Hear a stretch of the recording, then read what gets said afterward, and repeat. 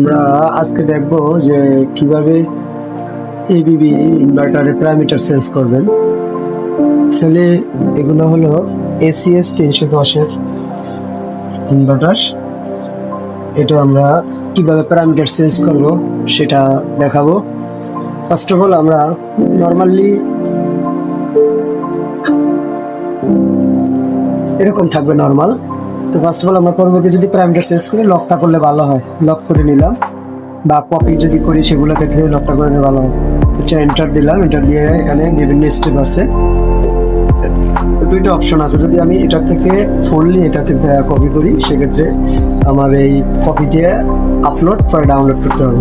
আর যদি ইন্ডিভিজুয়াল একটা parameter change করি তাহলে আমি ঢুকলাম, যেমন 11-তে আমার একটা প্যারামিটার চেঞ্জ করা দরকার, সেটা 11.4-এ এখানে 40, সেটাকে আমি 0 করবো।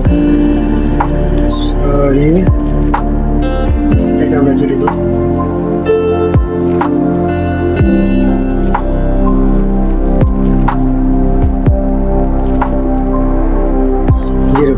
তারপর আমরা লাস্টে এন্টার দিয়ে দেবো। এটা দিয়ে দিই, তার মানে এটা আমার সেভ হয়ে গেছে 0। আবার এই এক্সিট করে বের হতে হবে। বের হয়ে নর্মালি অবস্থা থাকলে কিন্তু ইনভার্টার চলবে না। সেক্ষেত্রে আমার করতে চলবে না বলতে আমার টার্মিনাল মোডে বা কমিউনিকেশন মোডে কোনো মোডে চলবে না, কারণ এটা লক করা আছে। এই জন্য আমার লকটা এখানে আবার প্রেস করে দিলে আমার র্যাম মোডে আসবে। যখন র্যাম মোডে থাকবে, এই যে র্যাম মোডে থাকবে, তখন ইনভার্টারটা রান হবে। এভাবে আমরা প্যারামিটার চেঞ্জ করতে পারি যে কোনো প্যারামিটার প্রয়োজন।